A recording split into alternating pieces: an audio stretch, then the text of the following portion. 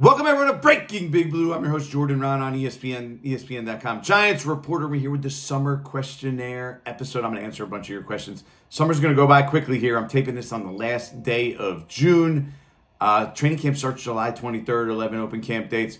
You don't need to pay for tickets, but you do need tickets for the open training camp practices. They will come out. I believe it's July 10th is the date you can start making your reservations if you're not a season ticket holder. Anyway, this is July 4th week. I have a JPP story coming out this week. 10 years since his fireworks accident. Unbelievable what he was able to accomplish after that. The message he sends to people and kids nowadays and what he tells his own kids about that day and fireworks. It's all in there. It's pretty unbelievable. I mean, the dude says he has 7.5 fingers, rips off pull-ups, 30 pull-ups now like it's nothing, which... admittedly, when the accident first happened, he didn't know he was going to be able to do. Broke his neck at one point in between. Still had a double-digit sack season and won a Super Bowl after that. Just unbelievable. But there is a topic I want to touch on. We're going to call this On the Clock here.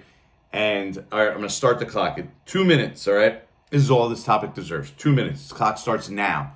Odell Beckham Jr. made some comments at Fanatics Fest about maybe coming back here to the Giants. I talked to people. There's nothing brewing there. It's unlikely to happen. I would not expect Odell Beckham Jr. to be a Giant. Again, maybe somewhere along the line, signs a one-day contract, retires a Giant. If that's a thing, some players have done that. Fine, that could happen. I don't see, based on talking to people, that Odell Beckham coming back to the Giants this year is something that's realistic and makes a ton of sense. If you think about it, it's the same dance we did 2 years ago. He was coming off a torn ACL. He did a workout. The Giants were never seriously involved in that and bringing him back at the time then. So why would the same regime want to bring him back now? If you bring in Odell Beckham Jr., first of all, he's 32. He's towards the end of his career. You have Malik Neighbors. You have Wan'Dale Robinson. You have Darius Slade. You have Jalen Hyatt. Like, where does he kind of fit in? He's sort of an extra piece there. Is he content with being a fourth, fifth receiver? Does it, if your fourth, fifth receiver doesn't play special teams, football-wise, it doesn't make a ton of sense. But aside from that, you bring him in, everything he does, everything he says, people are going to want to know. It's going to be a big story. I have never been around a Giants regime, right, that has been more focused or more interested in limiting the noise and the narrative that surrounds the team than the regime that's currently in place. So that alone makes it very hard for me to imagine and see that they would want to bring him back and see, the juice is worth the squeeze. So I'm going to be the wet blanket here and say, don't expect Odell Beckham Jr. to be on the Giants, signed as a Giant anytime this year. Maybe if there's an exorbitant amount of injuries or something crazy happens, fine. The situation changes. But as things stand right now, I would not expect Odell Beckham Jr. to be a Giant in 2025. That's the 2 minutes on that topic. On to the next one. All right, let's move on now to some more realistic questions involving the 2025 Giants, because it's not likely to include Odell Beckham Jr. Great player, beginning of his career. Unbelievable. Anyone who says, his whole career is based off that one catch. Ridiculous. Go look at what he did his first few years with the Giants. 2016 season, 191 yards in the second half against the Ravens in 2016. Single-handedly basically won him that game offensively. I think it was like a 60-yarder for a touchdown on fourth down in the fourth quarter. Was a ridiculous player. But was is the key word there. Now let's move on to more realistic scenarios. We're going to do a Giants After Dark here. This is where I answer all your deepest, darkest Giants questions in Giants After Dark. Real quick, you can always shoot me questions. Instagram, Twitter, X, whatever you want to call it. Facebook, TikTok, YouTube, email. You know where to find me. Shoot me questions. I'll try to get them into Giants After Dark. I try to do this about once a month-ish. So, question number 1. Joey B. Comedy, Joe Face Becker, says, what does the perfect season look like for the Giants and how well does the offensive line look? Well, we'll have to make the offensive line judgment as the summer comes. I've talked about it before. The spring is not for line play. Right? They're not in full pads. You can't really make full observations. And that part of it won't come until at least the summer, the preseason, probably even until the regular season. But the Giants, they think their offensive line is better than everybody else, right? That at the beginning of last year, when they were healthy, when Andrew Thomas was healthy, when John Runyon Jr. was healthy, that their offensive line was better, average, was at least quality, average, right? And that it's only going to get better as they move forward here if they have some stability there. Now, can they stay healthy? Can John Michael Schmidt pick up his level of play? These are all questions. Now, the perfect season for the Giants would be they're competitive. Basically, like 2022, they scrapped their way through. Actually, how about 2016 is sort of the formula. Rely on a strong defense, do just enough offensively, have their Malik Neighbors, who's by far their top playmaker, make enough big plays that they can win games and have a good quality season there. And at the same time, then they wouldn't have to play Jackson Dart or throw him in and use him much, right? In an ideal world, in a perfect season, the Giants would not play Jackson Dart.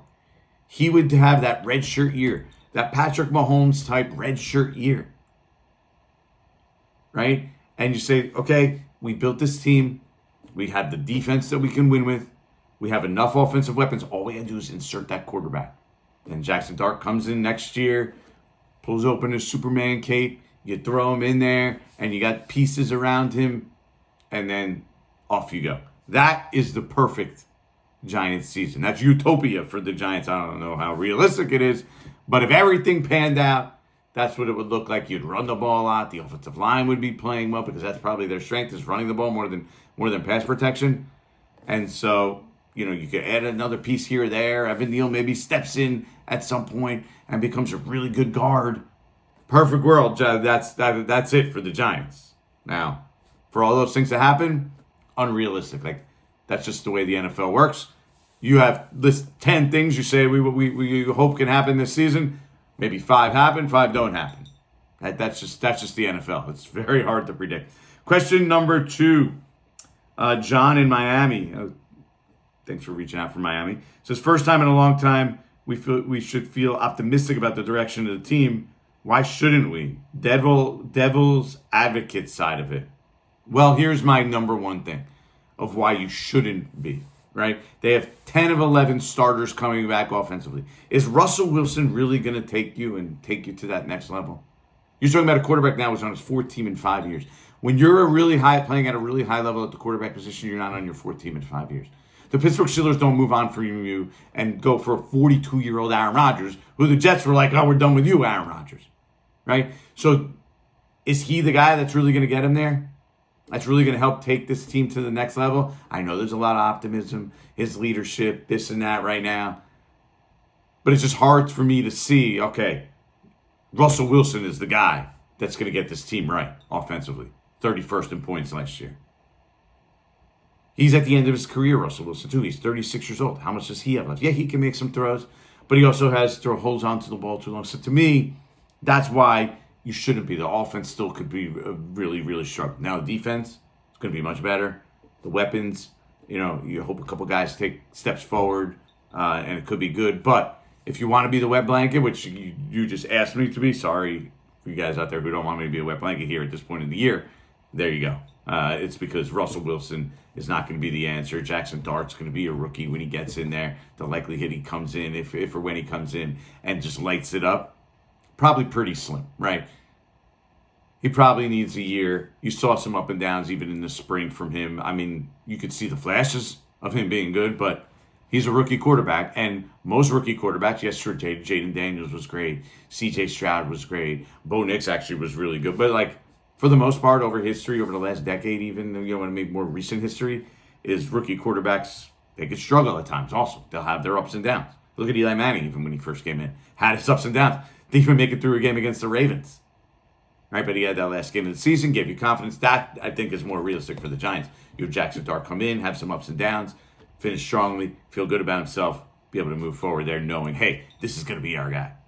Question number 3, The Real Fry says, hey, Jordan, have the Okereke sources saying they were disappointed wanting to move on from him gone or had changed their minds?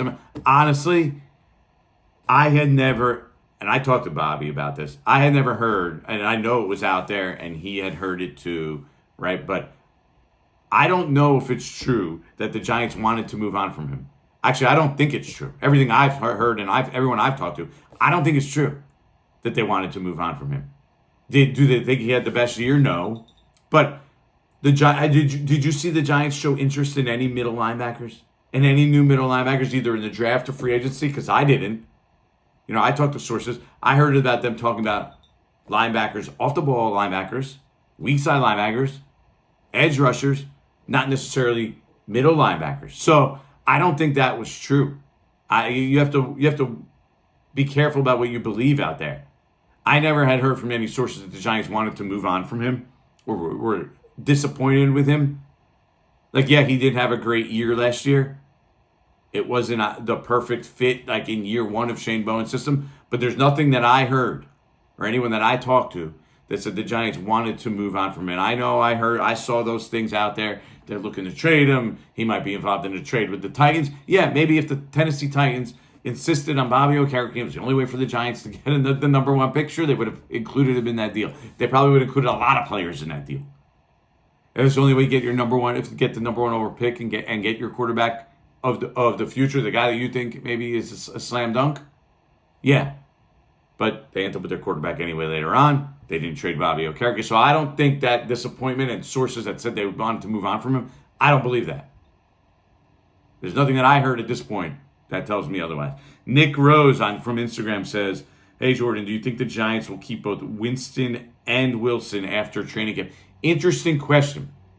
But I do think early in the year, the Giants want to have Jameis Winston as insurance for Russell Wilson, right? Let's say Russell Wilson has a calf injury. I believe that's what he had last year, missed the first few weeks of the season. They don't want to have to throw in Jackson Dart early in the year, especially at the start of the season. So Jameis Winston is their insurance, is their contingency for that. So we'll see what happens in training camp.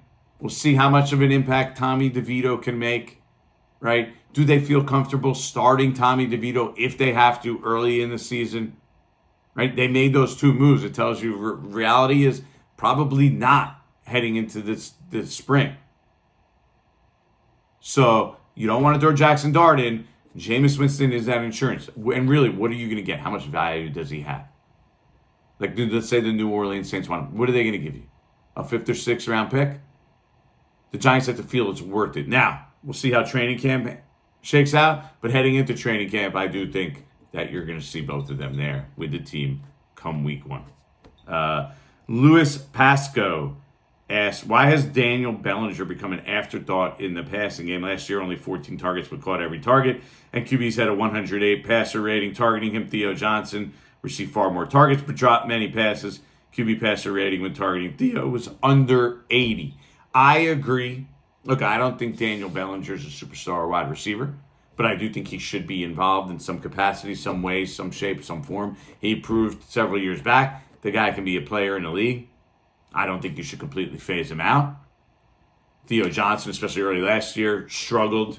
The Giants are very high on Theo Johnson, though. They think he could be a high-end tight end. They think he's going to develop into a high-end tight end. We will see, but he's going to get a majority of the opportunities. But I do think they lost confidence in Daniel Bellinger. They could say otherwise, but their actions showed that they lost confidence in Daniel Bellinger last year. Now, when Theo Johnson was injured, he played well again. He showed that he could do some things. He could catch some passes. He could make some plays. I think it's incumbent on Brian Daboll, Mike Kafka, the Giants' offensive coaches. They got to keep him part of the mix, right? Theo Johnson isn't so great where you say Daniel Bellinger can't get on the field. I'm sorry. He's a guy who can contribute in this league. He should be a red zone target. He had a strong spring. I don't really know what happened with Daniel Bellinger. It just seemed like they lost confidence. That's it. And they got it. Hopefully they regained that confidence in him, and he did enough to show them he deserves opportunities, which I believe he does. Obviously, you believe he does as well. So we will see, though. Once they get back, Theo Johnson's back, he's playing the spring. Are they just going to be like, we want him to be the guy in there all the time, and Daniel Bellinger only comes in two tight end situations, and therefore it's not going to get targeted and rarely get the ball, we will see. But I do think they would like to get him on the field more this year. Some guy says, why didn't Neighbors get his toe fixed during the offseason? Well, here's the thing with Neighbors' toe. How bad is it really? Or the Giants just being super cautious? I'm leaning towards the latter, in that they're being super cautious here. Definitely Neighbors could have been on the field. It's not something that needed to be fixed. That is something Brian Daboll did say. He didn't need surgery. If he is going to need surgery, and it is something later on, it becomes a problem again, he comes back, it's still bothering him, and he does end up needing surgery, that is a big mess up by the Giants. That's a huge mistake. They really botched that situation, if that is the case. But as things stand right now, it appears that Malik Neighbors' toe injury is not serious at all. It doesn't even really look like it's something that would keep him off the field. That if there was training camp, he would have been on the field in the summer. If it was a game, he would have been on the field for those games. So I question how much of it really it is a serious injury. Like I say serious. I mean, it's obviously probably some discomfort and stuff, but I don't think everything that I've heard, everyone I've talked to, and what I've seen, I mean, he goes out there and he jogs out onto the field, so it's not like he can't run.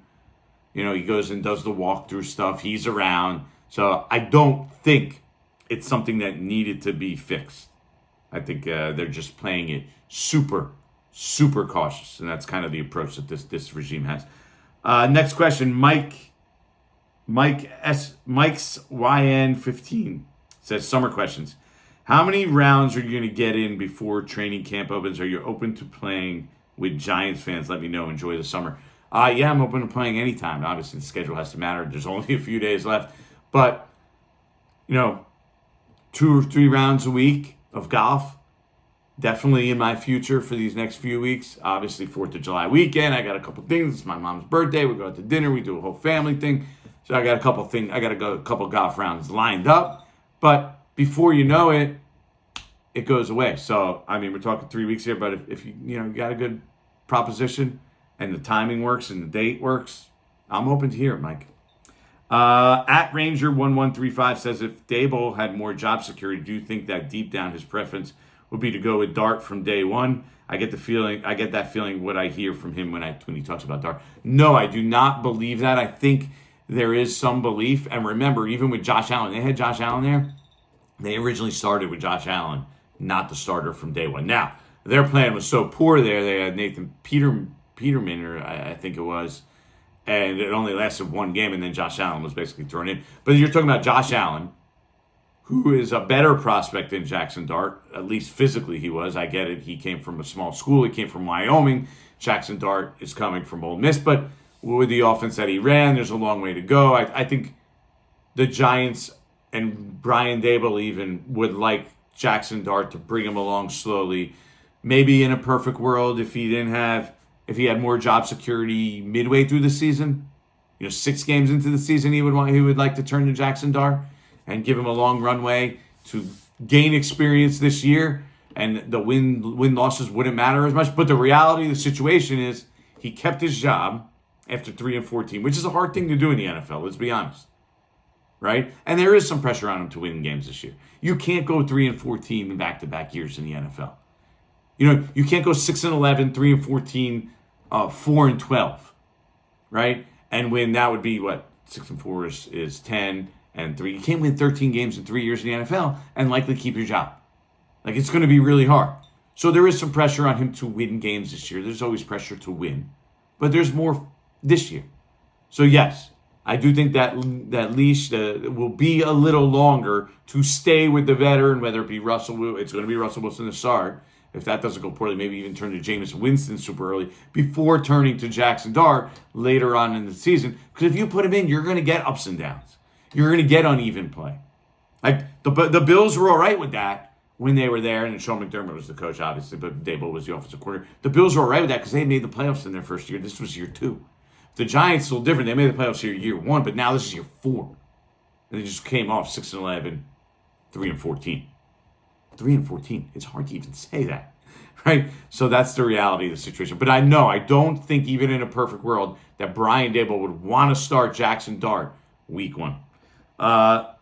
Suffering Jim says, when will you be back hosting shows on the station ESPN New York? Look out for that. That's coming soon. Coming weeks. It'll be in July before the start of training camp. I got a couple shows. During training camp, I believe, lined up. So if you're looking for me on local radio, local ESPN radio, be patient. It's coming. I promise. So I'll give you a heads up before the shows also as well with the exact times and dates. But I believe I'm going to do the morning show a bunch here this summer as Rick DiPietro takes vacation. That's it for this portion of the podcast. Giants After Dark. Remember, send your questions along anytime.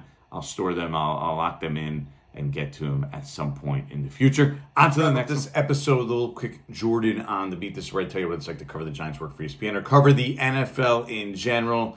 And I mentioned earlier it's the 10-year anniversary of the JPP fireworks accident. It makes me think back of how that all played out. And I remember on July 5th, right, down in Long Beach Island at the beach. I'm 3 tequilas deep and at the Seashell, I believe it was. I mean, I could remember it. I remember getting a text from a buddy of mine who I worked with at the time. I was working for NJ.com and the Star Ledger at the time, Elliot Shore Parks, who covers the Eagles. And he was like, yo, did you see this? And he sent me, there was a tweet, I believe, at the time. Somebody who had seen JPP in the hospital. And it was just some random person who actually was was in that hospital or whatever hospital he got transferred to that saw him come in there. And I was like, uh-oh. And then you start checking on it. And, you know, there's more and more. And you're like, uh-oh, this is real. This accident did happen. Remember, now this is the 5th. So this is probably a good 12 hours after it happened. And then I'm like, oh man, I got to go back to the house. Got to ride back. Remember making phone calls. And JPP's agent at the time was Eugene Parker, late Eugene Parker, a legendary, really big time agent. He was running, JPP's agent at the time. And he was the one sort of giving out information as it went along. And the Giants, as ironically, were kind of out of the loop. And at some point, they sent Jesse Armstead down. Was it with somebody else? But at least Jesse Armstead, I know, was down there with the team, trying to... Oh, and Ronnie Barnes, actually. That's who it was. The Giants head trainer, Ronnie Barnes, and Jesse Armstead were down there. And they weren't even allowed in the room. That JPP, those things were happening without the Giants really knowing what was going down. The Giants were trying to help him medically. They were just worried about, from a JPP perspective, hey, we're going to do what's best for us.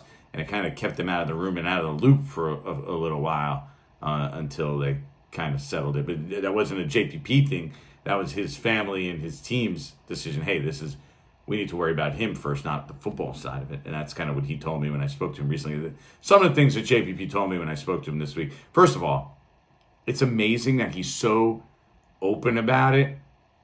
And his thing is like, I have nothing to be embarrassed about. I made a mistake. Like, it happens. Like, why should I not? Like, why don't I just move forward and turn it forward and pass it along and use it for a positive cause, for a positive, influence. And so I get that, but I probably would have embarrassment and be a little reluctant to talk about it and talk about the details. But man, he even said he was woozy when he got to the hospital and he was worried about potentially dying because he was losing so much blood in his hand. And when he got there, they gave him medication or whatever, and so he was basically out of it at that point. But he does remember walking into the emergency room, and they're being like, "What do you need? What are you here at the emergency room for?" And he's like, "Look at my hand." And when he saw his hand in the light in the emergency room, you could see the insides of his hand. I know. I'm not good with this stuff. It's hard to even imagine what that looks like. and scary, no doubt. But yeah, and then, you know, one of the things, the only thing he really remembers in him saying was, "Don't cut off my hand." Like, he was all right with, you know, losing the fingers, but he wanted to keep his hand. And then, obviously, being able to come back is just incredible. And so I always like JPP. He's out there, but he is a good person at heart. He's always that guy who's laughing and joking personality. Justin Tuck used to be the one in the Giants locker room who used to have to corral JPP. And I always tell this JPP story. He would just say things on a whim and joking and couldn't help himself. Did it. He said something about the Eagles one time, and then next time he's playing the Eagles, I'm like, you guys, I'm not going to say anything about the Eagles. You guys can't get me to say anything about the Eagles. Does this whole interview, and as he's walking away, he goes, "Oh, by the way, I hate the Eagles," and just leaves. Like, that's just so JPP, and he does it with a smile, joking around. Now he's a family man with the four children. Good for him. I mean, and for him to just be able to do what he does with, as he says, 7.5 fingers is just, you have to be of a different breed to be able to do that. To be able to accomplish what he accomplished. First of all, he gets double-digit sacks with the Bucs. Okay, I think it's, he hurts his hand in 2015. Like 2018, 2019, gets double-digit sacks with the Bucs. Then he breaks his neck later on. You figure, okay, you lost fingers, you break your neck, it's time to step away from football. Nope. JPP doesn't step away from football, comes back, still plays, successful player, wins the Super Bowl. And now, 15 years, 14 years in the league, All-Pro, Pro Bowl, has all these accomplishments, and he still wants to come back and play. 100 sacks, that's what drives him now. That means something to me. He wants his son to be able to see it. If he could do that and his son could see him do that, that means something to him. So, hey, you know, good for him. Just unbelievable what he's able to accomplish despite that accident. And that's 10 years ago now. I'm in a different place. Professionally, I'm only saying that and turning it into something about me because it's a Jordan on the Beat segment. I'm now at ESPN. Had that relationship with him over the years. Saw him a couple years back when the Giants actually played in Tampa. Just in a social setting, came out, met a couple people I was with out. We were having drinks, or I don't even think he had a drink, but just to hang out. So good dude. Wish only the best for Jason Pierre-Paul. All right, that's it for this episode of Breaking Big Blue. I'll be back after the 4th of July weekend. Maybe we'll try something different, one or two episodes leading into trading camp. I'm Jordan Ronan. You know where to find me. Instagram, Facebook, Twitter, YouTube now is a big thing. Catch this podcast on YouTube if you're not watching it on YouTube right now. But I'm Jordan Ronan. You're listening to Breaking Big Blue. See you next time.